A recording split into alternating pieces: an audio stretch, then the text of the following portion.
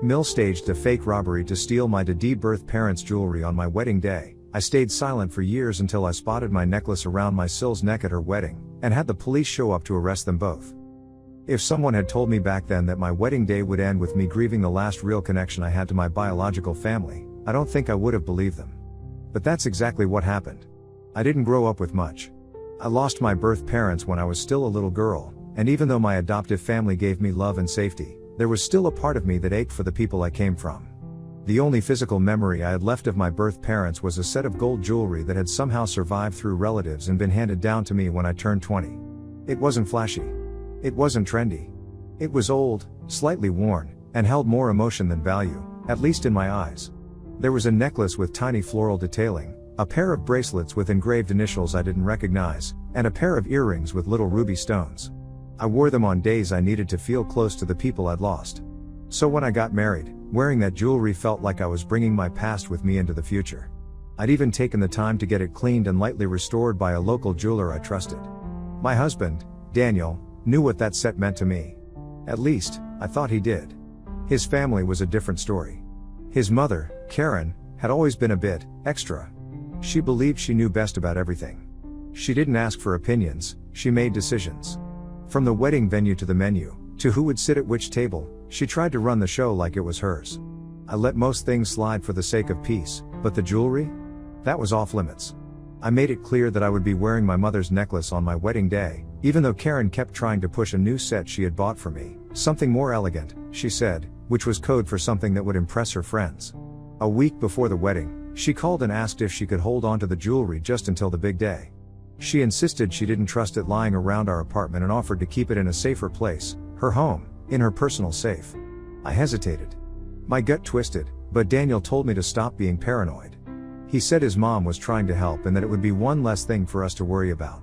Against my better judgment, I gave in. I handed her the velvet box and watched her tuck it into her bag like it was nothing more than a clutch accessory. 2 days later, the day of the wedding, everything went from surreal to devastating. I was already at the venue getting my hair done when Karen walked in, white as a sheet, claiming there had been a break-in at her house. She said someone had broken the back window and made off with jewelry, some cash, and electronics. But my set, the set she swore was safe in her possession, was gone. She kept wringing her hands and apologizing, saying she had meant to get it out of the house earlier. She called the police and filed a report. She cried in front of everyone. She even offered me her own jewelry set for the ceremony. But I didn't want her jewelry. I wanted mine. I wanted my mother's necklace, the only part of her I could carry into my marriage. Daniel looked genuinely upset, but he also didn't seem to understand why I couldn't just move on. He told me that maybe it was a sign to start fresh, and that wearing his mom's set wouldn't change what the day meant. But it did. I smiled through photos. I said my vows. I danced and clapped and drank and made all the right moves. But inside, I was hurt. I kept thinking of my jewelry sitting in someone else's hands. Or more likely, not gone at all. That night, when everyone had left and we were alone in our suite, I asked Daniel if he really believed there was a robbery. He looked uncomfortable but said yes. His mother wouldn't lie about something like that. That was the moment I felt something shift at the beginning of my marriage itself. It wasn't just about the jewelry anymore. It was about trust. About instinct. About the way a piece of me had been snatched away and how easily I was expected to pretend it hadn't happened. Over the next few days, I kept hoping someone would find something. The police came back with nothing. Karen claimed there were no cameras in the part of the house where the window was broken. She kept saying she felt horrible. She even bought me a new set, silver this time, with pearls. I never wore it. What ate at me wasn't just the loss. It was the way she avoided every real question. Why was the set left in an unlocked drawer? Why didn't she move it sooner if she was worried? Why were there no fingerprints or signs of forced entry? And why did she look satisfied every time I let the subject go? I started bringing it up less and less. Daniel and I began arguing whenever I did. He'd get defensive, claiming I was trying to cause drama or that I had some weird grudge against his mom. Eventually, I stopped talking about it altogether. But I never forgot. I kept the photos I had taken before giving her the box. I kept the original appraisal papers. I kept my notes and my suspicions. Because something inside me whispered the truth, that jewelry hadn't been stolen. It had been taken. And one day, I was going to find out who really had it, and I really believed it. Update 1. The wedding was supposed to mark a beginning, but in many ways, it quietly started the end. I didn't realize it then. Life kept moving, and I moved with it. But something shifted in me the day that jewelry went missing. I stopped trusting easily. I didn't talk about it much after the first few months. Daniel hated when I brought it up. He'd sigh like I was dragging a ghost out of the closet, then say something dismissive, that his mother had done everything she could, that the past couldn't be changed, that maybe the jewelry wasn't as valuable as I thought if it didn't even have insurance. I stopped fighting him. On the outside, I became quieter about it. But inside, I built a small room in my heart where that pain lived. I visited it often. I wasn't stupid. I knew what it looked like. His mother had staged something. Or at the very least, lied about the details. She never looked me in the eye again after the wedding. Not for long, anyway. We only saw her on major holidays. Every time we did, I watched her. Her hands, her ears, her neck. She never wore anything that resembled my mother's jewelry. If she had stolen it to wear herself, she was being careful not to get caught. For a long time, I tried convincing myself that maybe I had it all wrong. Maybe there really had been a break-in. Maybe I had just misplaced my frustration because I had nowhere else to aim it. But that seed of doubt never fully took root. Because deep down, I knew. Time passed. We moved houses, then moved again. Daniel and I never really argued about the jewelry anymore. But we argued about a lot of other things, things I'm sure were rooted in my resentment. The way he always took his mom's side. The way he brushed off my concerns. The way he never once considered that I might have been right. I stopped confiding in him. I started keeping parts of myself to myself. It made our marriage feel more like a truce than a partnership. Then came Reese's engagement, Daniel's younger sister. Karen went into full production mode. The wedding was going to be massive. She booked a castle-like venue 3 towns over, started planning custom invitations, and even tried to loop me into helping with the decor. I refused. Politely. Firmly. I had no interest in playing family helper while pretending we were all fine. Risa and I had never been close. She was the kind of woman who called herself brutally honest as a personality trait. Backhanded compliments were her love language. The only reason I tolerated her was because I'd married into the family. Still, Daniel insisted we show up. So we did. The day of the engagement, I dressed myself in a sleek, dark green satin dress. I kept my hair up, makeup simple. I didn't wear any jewelry except a slim silver band on my finger. I hadn't worn anything since the day mine was stolen. When we arrived at the venue, I stayed quiet, scanning the place out of habit. Then, during the party, I spotted her. Risa. Wearing a necklace that stopped me dead in my tracks. I could have sworn my vision blurred for a second. But when it came back into focus, I knew. It was my mother's necklace. I recognized the floral detailing. The exact curvature of the chain. Even the slightly faded ruby stone that had always tilted a little to the left. It had been cleaned and polished, maybe even lightly restored, but it was mine. I stood there frozen, watching her laugh and twirl on the dance floor, showing off the piece like it was some new luxury gift. Daniel noticed me staring and asked if I was okay. I didn't answer. My pulse was hammering in my ears. I walked away from him, pretending I needed air, and went to the back terrace where I could be alone. I needed to think. I needed to not scream. After a few minutes, I returned and started watching again, closely this time. The earrings. The bracelets. She wasn't wearing the full set, but just that one necklace was enough to tell me that Karen had never lost anything. She had lied to me, manipulated me, and now she was parading the evidence right in front of my face like I'd forget. I waited. I didn't make a scene. I didn't cry. I left with Daniel without saying much, just claiming I had a headache. The next morning, I started pulling things from my drawer, the old appraisal, the photos I'd taken before handing over the box, even a tiny video clip where I had been showing my best friend the jewelry set before the wedding. I backed everything up. I wrote everything down. And then I sat with it. Because now, I had proof. I called in a few favors, and within days, I had a meeting with a lawyer. I told them everything. I asked what it would take to press charges. Whether a staged robbery like that, even from 6 years ago, could still be investigated. Whether anything could be done if I had enough evidence to prove it wasn't a break-in, but theft. The answer was yes, if I was serious about it. And I was. What Karen hadn't realized was that time might have passed, but my memory hadn't. And now, the one thing she had counted on, my silence, was the one thing she was going to regret. Update 2, the days after Reese's engagement party felt like a slow burn of restrained rage. I didn't mention the necklace to Daniel. I barely spoke to him at all. And truthfully, I didn't see the point. I had tried to reason with him years ago when the jewelry first disappeared. I begged him to see things from my perspective. He told me to stop being paranoid and let it go. Now? He didn't deserve to be in the loop. That necklace had haunted me for years. The weight of it, the feel of the clasp, the way it had shimmered in sunlight, all of it came flooding back the moment I saw it hanging from Risa's neck like it was just another costume piece in her collection. But this wasn't going to be some emotional confrontation. Not this time. I'd cried too much. I'd lost too much. This time, I was going to be cold, calculated, and thorough. I spent the week after the engagement gathering every shred of proof I had. The old photos of me wearing the full set on my 21st birthday. A short video from years ago, where I had filmed myself showing the set to my best friend before the wedding. The original appraisal documents, which I'd tucked away with my important papers like some desperate hope chest. And then I pulled up footage from my wedding week. Specifically, the day I handed over the jewelry to Karen for safekeeping. There wasn't anything explosive in that clip, just a brief exchange on my phone, me holding the box, her insisting she'd lock it in her personal safe. But her expression had been oddly dismissive, like she didn't care about the sentimental value. At the time, I thought she was just being cold. Now I saw it for what it was, entitlement. I also visited a private investigator a friend recommended. I asked if they could quietly find out where the rest of the set might be. He delivered in less than a week. A cousin of Risa's posted a story on social media showing off the matching earrings. The same cousin, unaware of the history, even tagged the photo with a gushing caption. "Can't believe Aunt Karen saved this whole set all these years for Risa's wedding. That was all I needed." I turned everything over to the police with a calmness I hadn't felt in years. I told them I wasn't just making accusations, I had proof. That it wasn't a matter of suspicion anymore, but theft. They told me they'd proceed cautiously but assured me that if the set was still in Karen's or Risa's possession, they could get a warrant. They said if the jewelry appeared at the wedding, especially in photos or on display, that might be enough for them to take action that day. So I waited.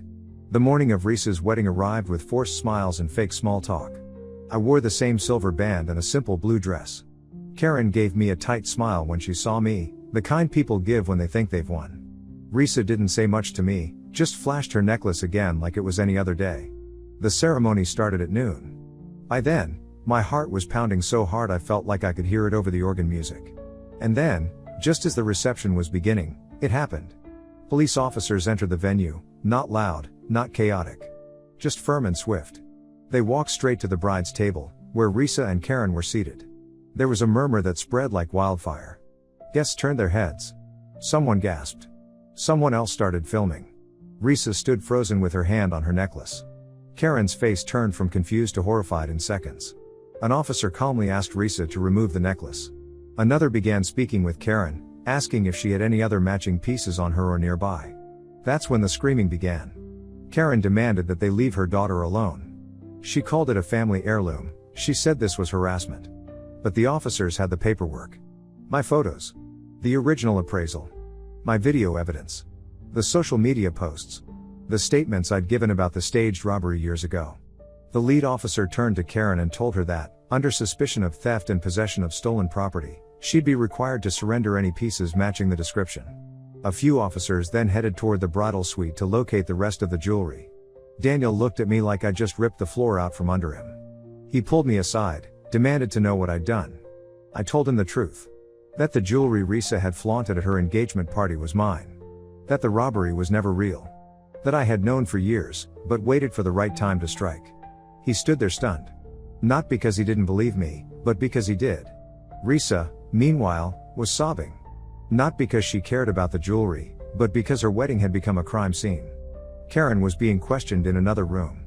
Guests were either leaving or standing around whispering in disbelief. The fairy tale wedding she'd planned for her daughter had turned into a nightmare. And I didn't feel the slightest bit bad.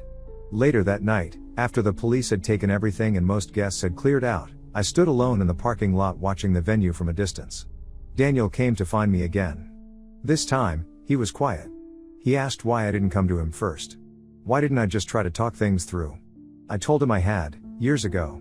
That when I cried to him after the wedding, when I said I didn't believe his mother, when I said the story didn't make sense, he was the one who told me to get over it. Now I had. In my own way. He looked away. Maybe ashamed. Maybe just finally understanding who his mother really was. Update 3, the fallout from the wedding raid was swift and brutal. By the time Monday rolled around, the story had already spread. A couple of guests from the wedding had sent videos and posted them, and the headline that made it online that night read something like "Mother of the bride accused of theft at wedding reception." The jewelry had been seized on the spot, and Karen was told to come in for further questioning the next day. She tried to play innocent at first, saying she had no idea the set was stolen and that someone must have gifted it to her years ago. But the officers had already matched the set to my original appraisal records and the photos.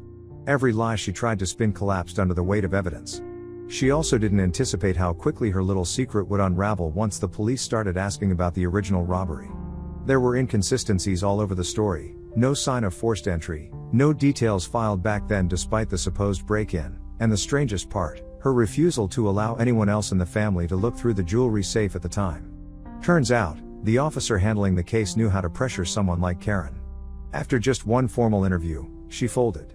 She confessed that she had never reported the robbery because there was no robbery. She claimed she panicked and didn't want to cause a scene before the wedding, so she pretended the set was gone. What she didn't admit was the truth I already knew, that she had intended to keep it all along. That the sentimental value meant nothing to her. That the idea of my parents passing something so precious to me, her new daughter-in-law, someone who wasn't blood, had grated at her until she found a way to make it disappear. Now she was facing criminal charges for theft, obstruction, and filing a false statement. The police informed me that the case might take a few months to go to trial, but in the meantime, the jewelry was returned to me. I remember sitting in my car outside the station after they handed over the box, just staring at it. It wasn't even about the diamonds or the gold. It was about what they represented. My biological family. My roots. Something nobody could replace. And now it was back where it belonged. Daniel didn't come home that night. I didn't ask where he went. Over the next few days, word spread like wildfire among their extended family. Karen was mostly in hiding, trying to dodge questions from relatives. Her image as the respectable matriarch was in tatters. Some cousins reached out to me quietly, saying they believed me now and wished they'd spoken up when I first mentioned the stolen jewelry years ago. I didn't bother responding. Risa, on the other hand, tried to go into damage control. She posted a long, overly edited statement on Instagram, trying to spin it as a misunderstanding. She claimed her mother had confused the origins of the jewelry and never intended harm. She also tried to subtly imply that I'd blown things out of proportion and should have handled it privately. But the comments weren't buying it. People dragged her for flaunting stolen jewelry, for acting entitled, and for calling herself the victim after the wedding was ruined. Within 2 weeks, she'd locked her account and gone radio silent. I heard through a coworker of Daniel's that the honeymoon had been cancelled and that she and her new husband were fighting constantly about the public humiliation. As for Daniel, he finally asked to talk. He came home after a week away and sat across from me like a man trying to walk back 6 years of denial. He told me he was sorry for not believing me, for choosing to trust his mother over me, and for letting things spiral so far out of control. I told him it was too late for sorry. I told him that if he just supported me from the start, if he hadn't brushed off my gut feeling, none of this would have happened the way it did. He said he wanted to try again. That we could go to therapy. That he didn't want our marriage to end over something his mother did. But I reminded him that it wasn't just her. It was his silence. His complicity. His comfort with allowing me to live for years under a lie that he knew deep down didn't add up. So I asked him to leave. This time for good. A week later, I met with a lawyer and filed for divorce. It wasn't messy, there wasn't much to fight over. I had receipts for everything, including the jewelry, and I made it clear I didn't want anything else from his side of the family. Just peace. My lawyer told me the theft case was strong. Karen might not serve time, given her age and no prior record, but she'd definitely face hefty fines and a criminal record. That was enough for me. Jail wasn't the goal. Accountability was. Months passed. I moved out of our house and into a smaller apartment that actually felt like home. It was warm and mine. One night, I placed the necklace back in its box and tucked it into the top shelf of my closet, not out of fear, but closure. It wasn't a symbol of loss anymore. It was survival. I started over. New job. New friends. I even took a few classes in jewelry design, not because I wanted to replicate what I'd lost, but because I wanted to understand it. I wanted to know the value of things in a way I'd never trusted others to explain to me again. And Karen? Well, word had it that Risa wasn't speaking to her anymore. Apparently, after the embarrassment, her new in-laws weren't too fond of her either. She kept a low profile, trying to avoid public outings or family events. One relative told me Karen had been complaining that she lost everything because of one stupid necklace. But the truth is, she didn't lose everything because of a necklace. She lost everything because she thought I wouldn't fight back. Update 4. 6 months had passed since I officially filed for divorce. I'd thought there'd be more drama, from Daniel, from his side of the family, from whoever still had the nerve to pretend I was overreacting. But surprisingly, things got quiet. Uncomfortably quiet, at first. Daniel moved in with a friend from work, at least that's what I was told. The house we used to live in stayed empty. We kept communication limited to legal and logistical stuff. And even that felt odd. Like we were both dancing around everything we never said during the actual marriage. I didn't owe him closure. He chose his mother's lies over my truth. He lived comfortably with her fake robbery for 6 years while I buried the memory of my bio parents in silence. But he didn't stay quiet for long. The first flower delivery arrived just after the divorce papers were finalized. A pale pink bouquet, roses, lilies, and baby's breath. The note read, "You didn't deserve what happened. I'm so sorry." No name, but I knew it was him. The handwriting was his. I stared at the arrangement for maybe a minute before dumping it in the trash. Not because I wasn't tempted by the apology, I was, but because I knew what it meant. He still didn't get it. Flowers were easy. Comforting words were easy. Owning up to 6 years of emotional neglect and willful blindness? Not so much. The second bouquet came a week later. Red roses this time. The card said he'd been thinking about the good years and how maybe, if we took it slow, we could find a way back to each other. I didn't reply. I didn't need to. Because by then, I was already moving on. Not with someone new, not romantically, not yet. But I was finally waking up to how much of myself I'd let shrink over the years just to keep the peace. I'd spent so long walking on eggshells in that family that I'd forgotten what it felt like to breathe without guilt. Therapy helped. A lot. So did getting back into things I used to love, sketching, walking through antique markets, baking in the evenings with my music turned up loud. I even hosted a small dinner for some coworkers who'd supported me through the worst of it. Real people, who didn't tiptoe around hard truths or try to gaslight me with fake sympathy. I told them the whole story one night over wine, the robbery, the wedding, the cops. One of them said something that stuck with me: "You didn't just get your necklace back. You got your power back. Your ancestry," and they were right. It wasn't just about reclaiming what had been stolen. It was about everything I refused to let them take from me moving forward. Daniel didn't stop with the flowers. Eventually, the deliveries turned into handwritten letters. He didn't mail them, he dropped them off at my building's front desk like some dramatic Nicholas Sparks character. Each letter was filled with memories, confessions, and regret. He wrote about how he'd ignored his gut instincts for years, how he'd let his mother control everything from birthday dinners to our marriage decisions. He said he missed my laugh. He said he missed the way I used to hum while cleaning or how I always left sticky notes with reminders on the fridge. He said he still loved me. But every line felt like it was written for him, not for me. There was never a moment where he said, "I should have fought for you." It was always, "I wish things were different." As if the betrayal happened in a vacuum. It didn't. He watched me cry over that jewelry when I thought it was gone forever. He told me I was being paranoid. He stood next to his mother while she smiled at me with that smug little face and said, "Some things just weren't meant to be kept." No amount of handwritten letters could erase that. I didn't block him. I didn't respond, either. Silence became my answer. And eventually, even he got tired of shouting into a void. The last I heard, he moved across the state for a new job. A mutual acquaintance told me his relationship with his mom had become strained. Apparently, the criminal charges really shook up her standing in their social circle. She lost her volunteer board positions and had to pay restitution on top of everything else. Risa still wasn't speaking to her. Poetic, in a way. A family that once stood so high and mighty had finally seen what it felt like to be knocked down by their own choices. As for me, I'm doing well. Better than well, actually. Sometimes I still wear the necklace. Not to flaunt it, but to remember. To honor the parents I lost and the strength I gained by refusing to let anyone else take advantage of their memory again. I even joined a local community group focused on helping young women recognize gaslighting and emotional manipulation in relationships. I shared my story once during a workshop, no names, no jewelry, just the essence of it.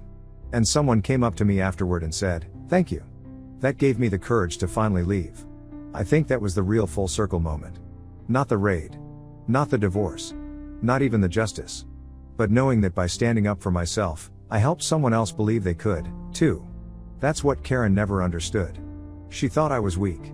She thought I was some sentimental orphan who would bow her head and swallow whatever scraps she offered, just to keep the illusion of family. But I didn't need their approval.